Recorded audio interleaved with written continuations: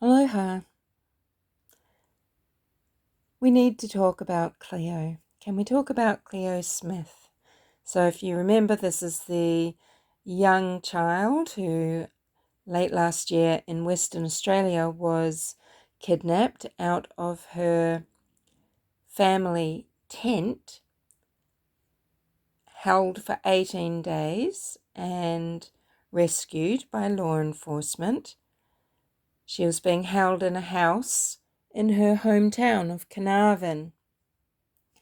Her mother, Ellie Smith, and her partner, Jake Gliddon, made a couple of pleas to the nation, and subsequently, recently, they were paid $2 million for an interview. And what I like to do here on the Humanimal channel, this channel is not called Humanimal's Cold Cases. I like to follow cases that capture my attention for whatever reason, and I like to talk about them in real time, for the most part. Those are the cases that I like to talk about. And so with Cleo Smith's case, I was discussing as we went the different aspects of the case. I gave you the timeline, talked about different scenarios, discussed how uncomfortable Ellie Smith made me feel, talked about people's theory about the stepfather, Jake Smith, and maybe a colleague of his, all of these different things. And I also made an apology video when Cleo was found. I felt it was the right thing to do, but I can tell you something. I don't really feel comfortable with this family, and let's try and nut it out a little bit as to why. So, what was the scenario? Well, the scenario is that this little family of Ellie, Jake, Ellie's daughter Cleo, and Ellie and Jake's daughter Isla, who are a young family living in Carnarvon. They both grew up in Carnarvon. This town is a coastal town right in the middle of the west coast of Australia, and it's super isolated, and what is around there for industry is a lot of fisheries and mining, and Jake is an employee of one of the local mines. Ellie is a beautician working in Carnarvon, and she has side hustles, I think, where she sells candles and things like that.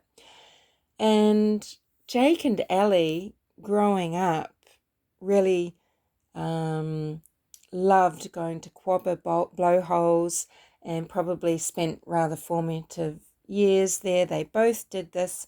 I don't know if they knew each other very well then, knew each other at all, but they both had the experience of growing up there.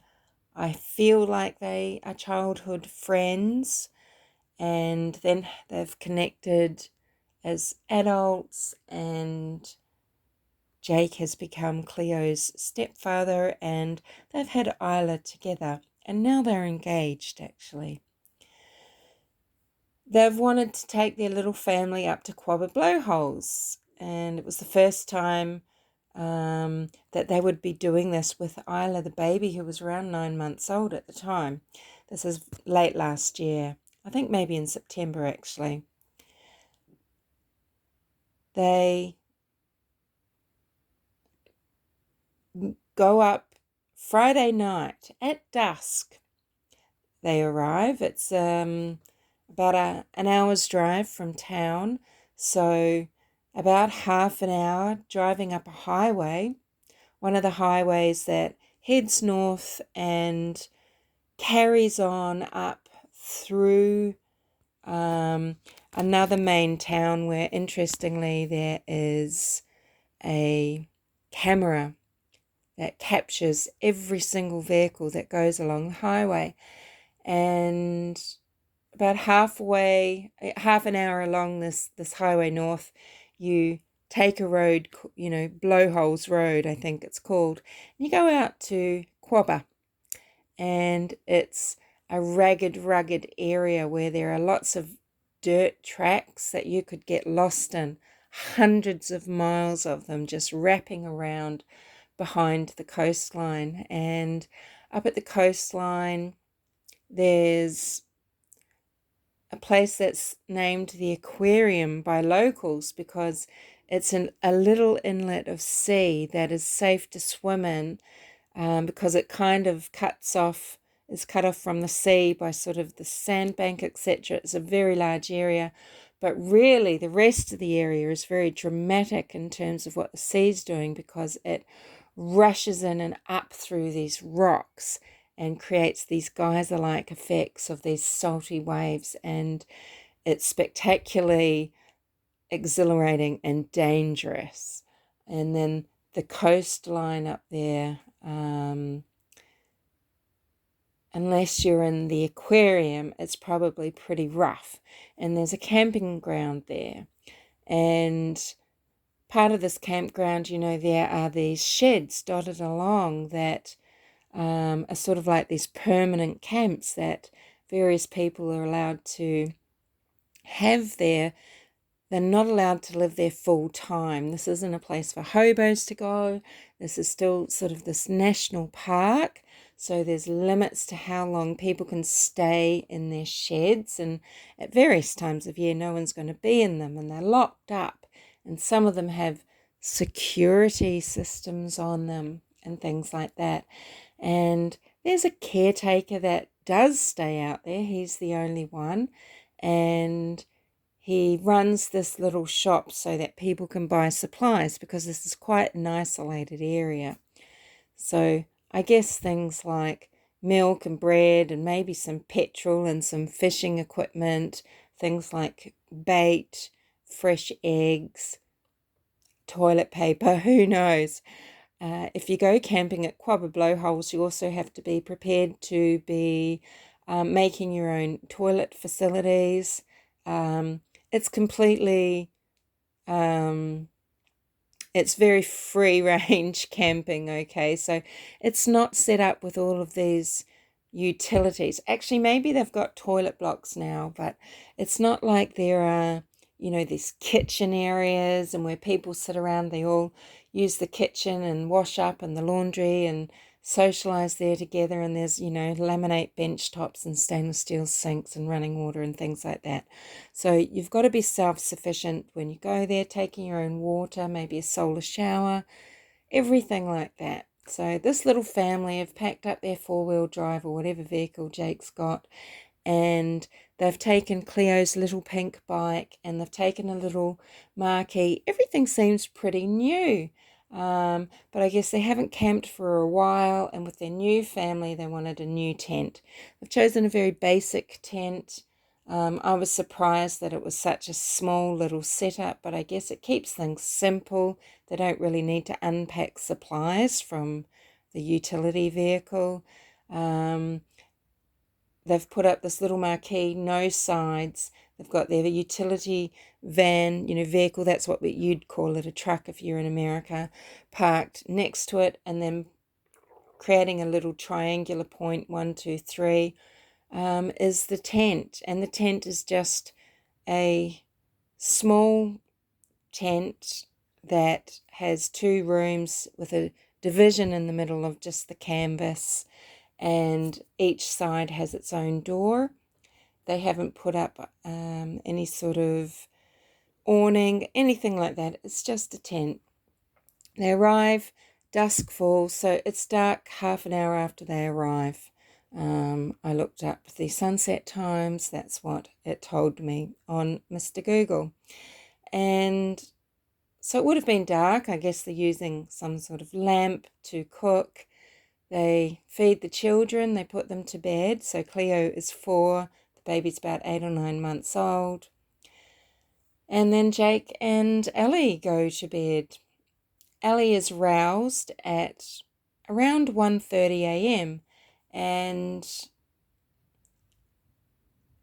what wakes her? Well, her daughter Cleo. Cleo wants a drink of water, so Ellie opens the petition in the tent, gives Cleo some water, checks on the baby, goes back to her side of the tent, goes to sleep. And that's it, right? This is the story. Then the next thing you know, they wake up. Cleo's gone. She's just gone. We find out later in the interview, they do two interviews with press immediately, just Jake and Ellie.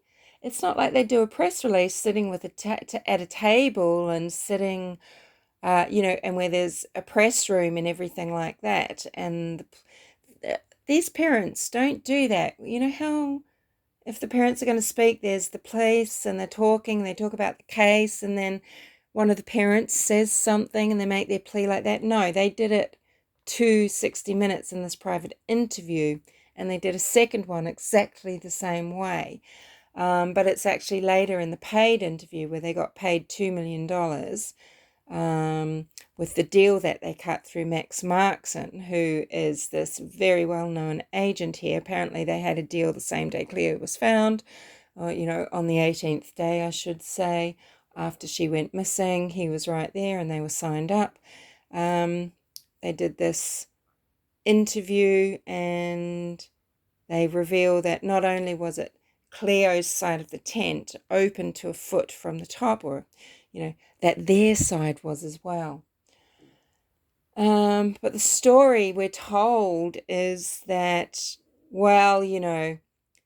Terrence, this abductor, he knew that there was a child in there because of the bike, the pink bike that's outside. There's nothing else. There's this marquee and there's the pink bike.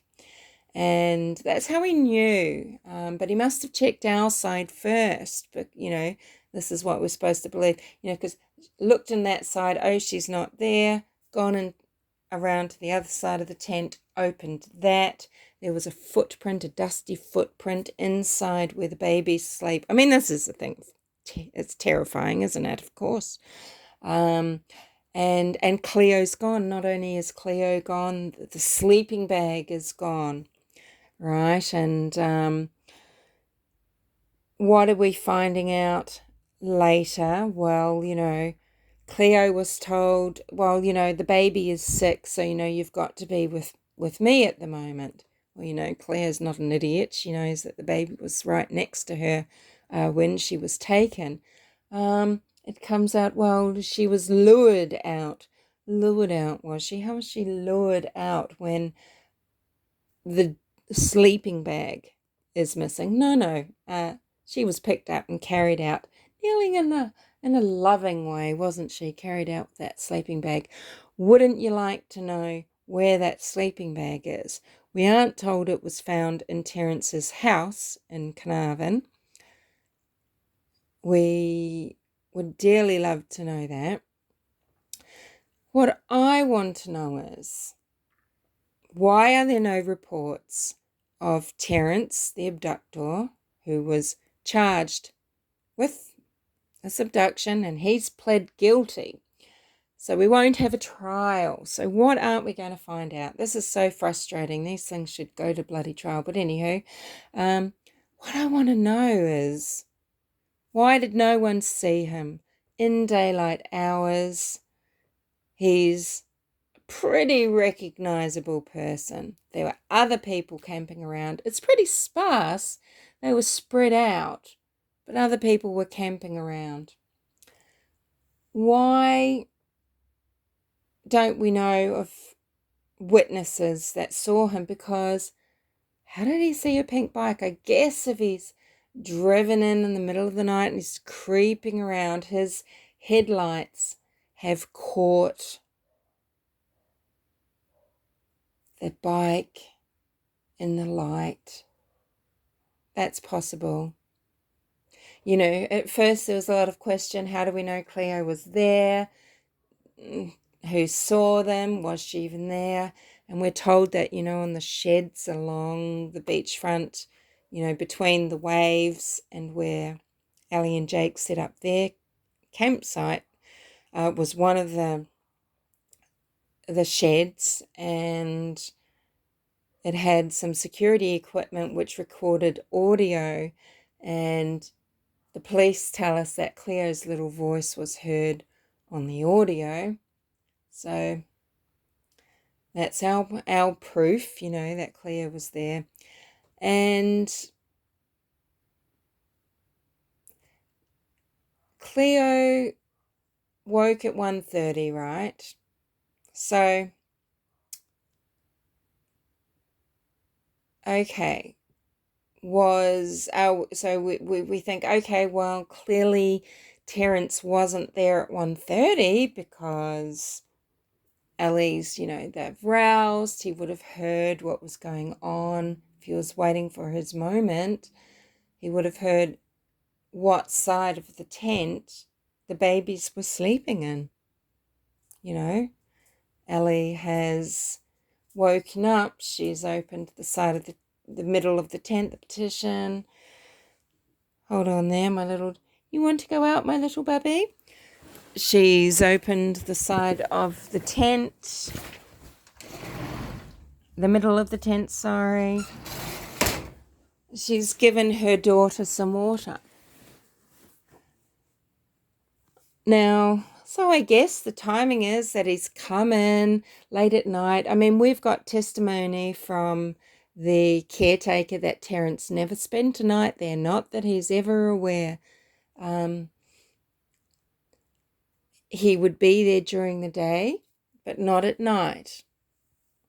But now, so there are no witness accounts of him being there in that afternoon or evening glow so that people can see. He's timed it so that he's come in at a time after, everyone's asleep. He's maybe seen the bike and his headlights. People haven't reported. What's happened is people, and then maybe he's waited till everyone goes back to sleep again, because at 3:00 there was a report of a car leaving, making enough noise, not sneaking out. I guess the adrenaline, right? No one's reported hearing the car come in. So when did he arrive? And was he just maybe walking around at night? People walk around at night with their flashlights, I guess. So maybe he had a flashlight. Ellie and Jake don't say, look, well, we left a light on outside our tent so that the pink bike was highlighted in the light at night. There was lots of noise, waves crashing, things like that. It was a really windy night. So if a car has crept in, headlights off, maybe they've been able to sneak in at night and then he's just raced away. Wouldn't you want to just creep away as well? Right? So what is the timing of all this? I mean, will we ever get to know what the police know about Terrence's movements? They say, oh, well, the family wasn't being stalked, but, well, sure, maybe not at their Carnarvon house, but what was happening as far as Ellie's Facebook? I mean, people are saying that, Terrence had befriended, or was a follower or something of her Facebook and may have had a fascination through Cleo that way. What are we ever going to find out about this case? Do you see what I'm getting at here? What I'm getting at is it makes me feel very uneasy. The beautifully curated social media of Ellie and Jake. It's like, here's one we prepared earlier. We know everybody's going to look us up. There is not one candid photo. The only candid photo I could see was a very old photo of Jake and what might be an ex-girlfriend, I think. And they're sort of laughing and their pupils look huge. And that's it, right? But really, it's just shots of him, singular shots. So not with his mates fishing, not so that anybody can be tagged in a photo and people start looking up everybody's business who might ever be involved with this couple. It's all very curated. I mean, manicured. Beautiful shots, just these shots of him and his fish, not, the boat that they went out on and who with and Ellie's is exactly the same, and all the beautiful family shots. And I think maybe there are people like this, because they're very influenced at these young ages now, through their 20s, early 30s, about the Instagram family and everything looking beautiful. I mean, but it's so, is it just because these things are very important to Ellie and to Jake about how they present and just looking nice? I mean, it seems very anal or it seems very, it's curated, and it's just like it's just ready to go. These are the things that make me feel uneasy, and, I'm happy to be very, very off base with this, but it's strange, in my opinion, that there is such tight control. And I would love to know the dates. When were these actually, I don't know. Maybe it's just how they both are.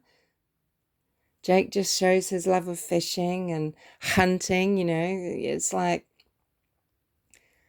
hunting, really.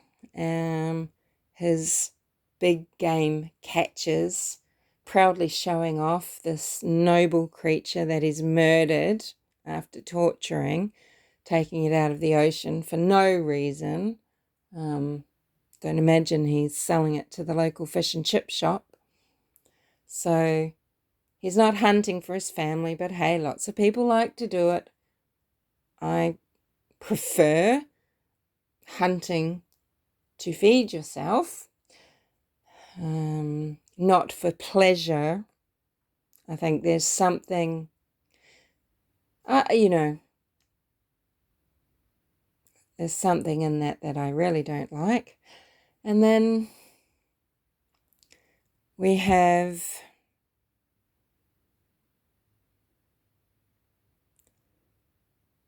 I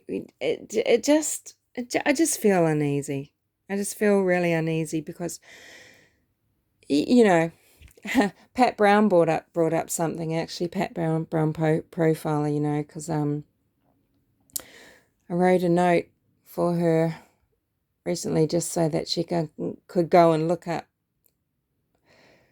an update, because I wasn't sure if she'd seen that they'd done this interview for $2 million.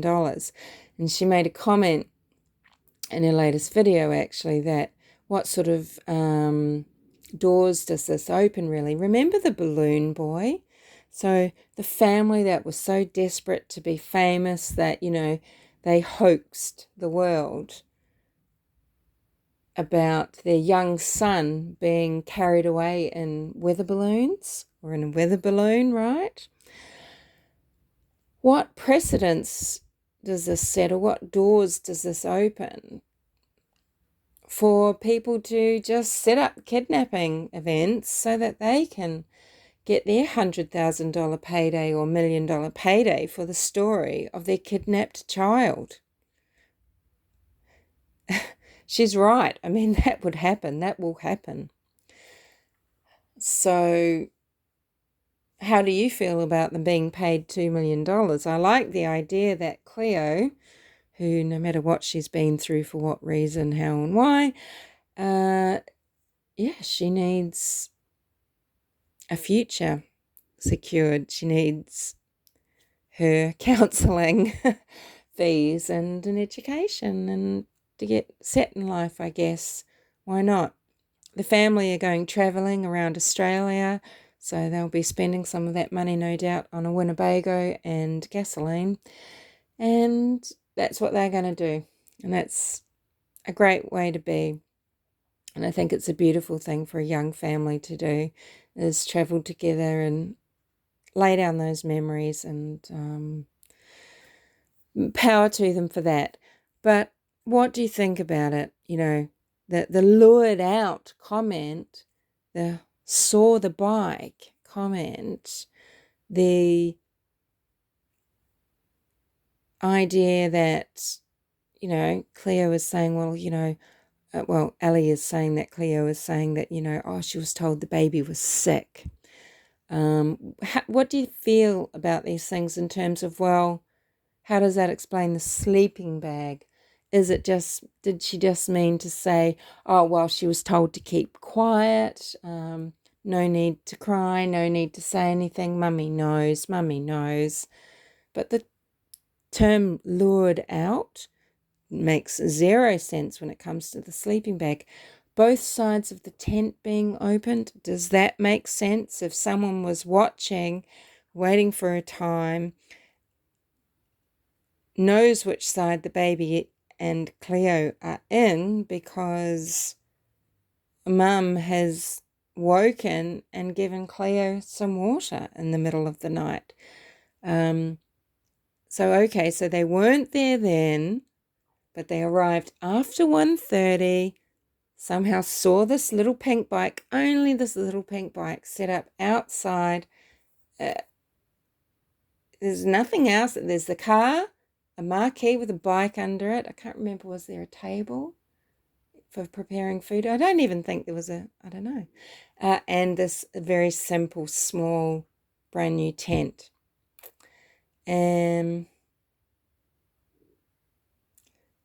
With tents, you've got zips that can go from top to bottom or bottom to top, and you've got two layers. You have the fly screen layer, and then you have the canvas layer, and both of those can be top to bottom. So you can have just the fly screen, and you can then roll back the flap, and you can have the breeze coming in without the flies and the mosquitoes coming in the tent. That is very annoying. So, clearly he's had to zip both. Now, apparently it was up high, 30 centimeters from the top. When you have young children, a parent, now Ellie's a very attentive mother. She seems very attentive and doting and everything, and thoughtful and measured, because we can see that, the curated Facebook, everything, that this isn't chaotic, this is everything seems to be done with great consideration and has to be nice and right. And you don't leave the little zippy zips, the zipper holding, you don't fasten the zip down to the bottom so a little child can unzip it. You fasten it up to the top so they can't. But they were zipped up to the top. I don't know how much of Ellie and Jake's side of the tent was open, but that was opened. So we're told that it was opened a little way. It was quickly seen that Ellie and Jake were in there. And so Terrence has gone around to the other side. So, yeah. So what do you think about that? Am I just being silly? Just shut up about it. It's happened. What happens with compensation to the WA police? Will there be something like, look, they seem like nice people. Are they going to put a plaque up in honour? Not like Frederick Police, who put a misspelled plaque up in honour of themselves tooting their own horn over the Watts Island fiasco. Okay, yes, it's all as it should be. NK's not involved, blah, blah, blah. Let me not go down that track. But we all know we're not satisfied because they wrapped it up so quickly, in fact, that these bozos had to go back and interview him for 5 hours. Right? They should have just spent a little bit more time. And they will never get more, more out of him, right? Anyway, let's not keep digressing. Yeah. What do you think? So they got there at night, Friday. Their friends and family that were going to join them, they were all going up on the Saturday, but it's like, well, we can't be there yet. So they've gone up separately. When did they decide to go up separately to be there, just them on their own without their friends and families around? So they're going off to sleep at night on their own, not staying up, talking to friends and family, not with the group around them. Is this paranoid of me? Is this cynical of me? Because, I'm just so true crime jaded.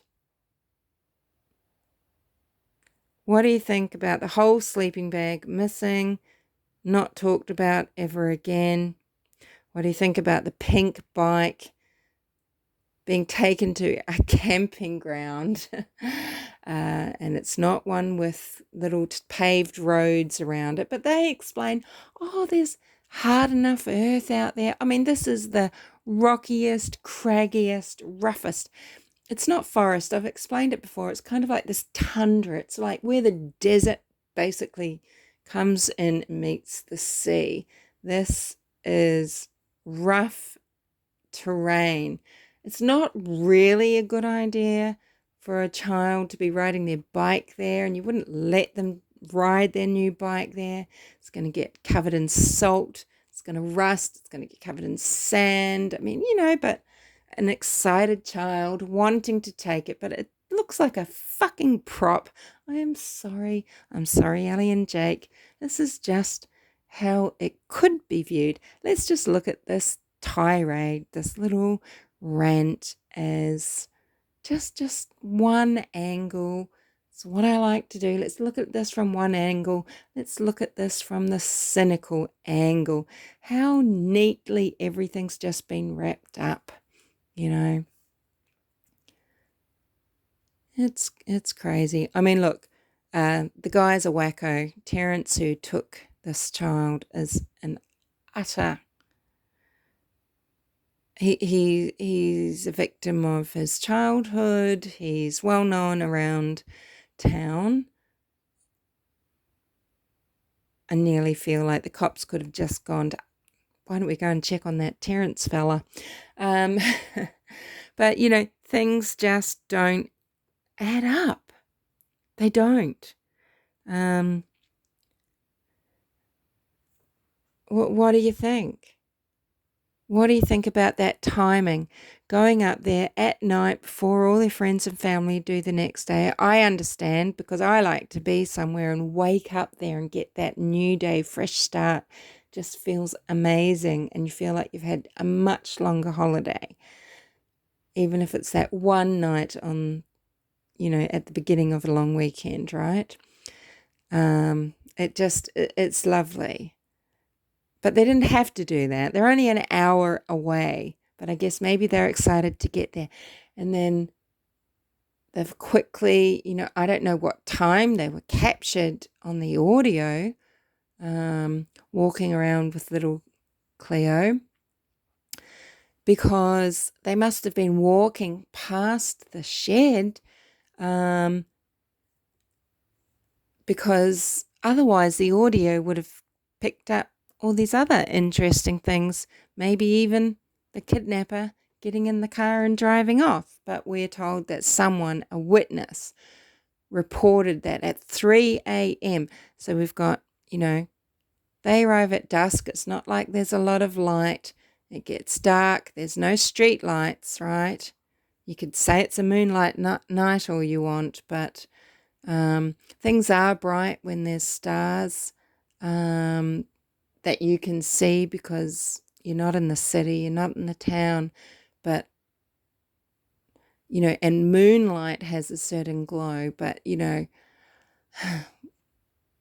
it's not like there are lamp lights and things like that, right, which a lot of campgrounds might have that have more infrastructure. So Terrence, who's not normally up there at night, but maybe he has, he could. He's driving a car that's not his car. He's driving this white car, which isn't his actual car. I don't know whose this was. The license plate is seen. It's captured on a CCTV on the main road as he heads out. The timing's right because 3 o'clock heard in the camp, 3:30 he's the car. There are witnesses driving north, maintaining their direction on the highway, and they go past the turnoff to the Quobba Blowholes. They witnessed his car coming out at 3:30. Wonder if they're friends of Jake's going off to the mine that he works at. He works at the mine that's up there. There's several of them around, some to the south you have to go, and the one up to the north, and it's not far. And he works at is it even the salt mine? He works just out inland from Quobba Blowholes. But anywho, I don't know who those two witnesses were. They were travelling together in a car. And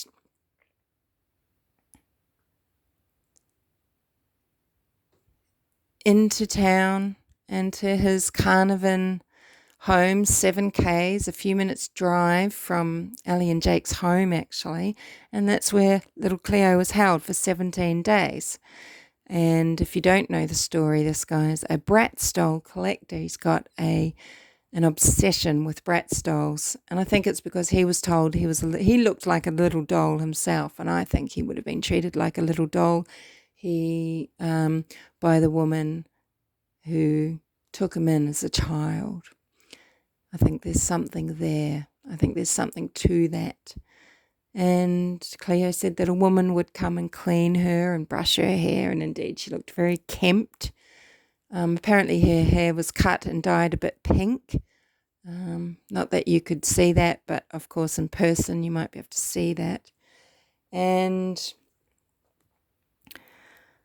yeah, it's just a very strange story. So the police waited until such time as Terrence wasn't in the home, and then they broke in and they found Cleo in a room. And then the famous, "What's your name, sweetheart?" "My name is Cleo," she says.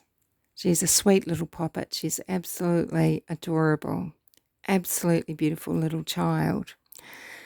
And yeah, it would be dreadful to think that anything could have been constructed around her. Anyway, it's a terrible thought. I'm sure it's just all a series of awful coincidences that meant that a terrible, heinous crime could be committed, not noticed at the campsite.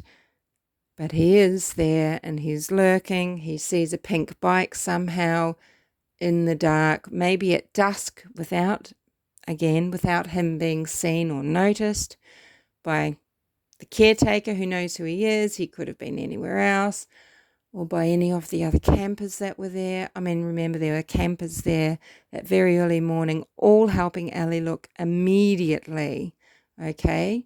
So they were around, and no one told the caretaker until 8 a.m., but he was there, and he knows Terrence, and he probably knows who is there. He has to take things like license plates. He has to take notice of these things. I don't know. He knows Terrence. He's seen him there many times in a 4-wheel drive, not a white sedan.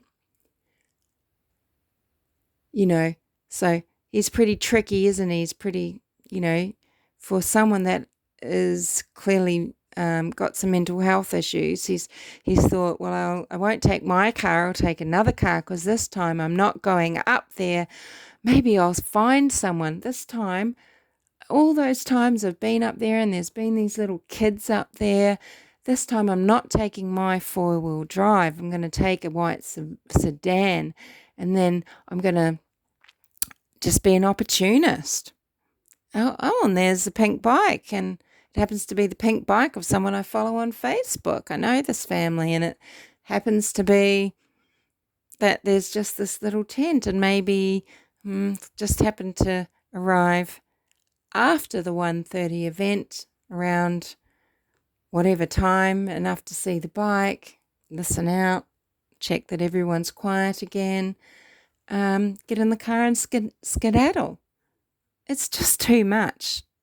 Well, is it? I don't know. What do you think? Am I being ridiculous?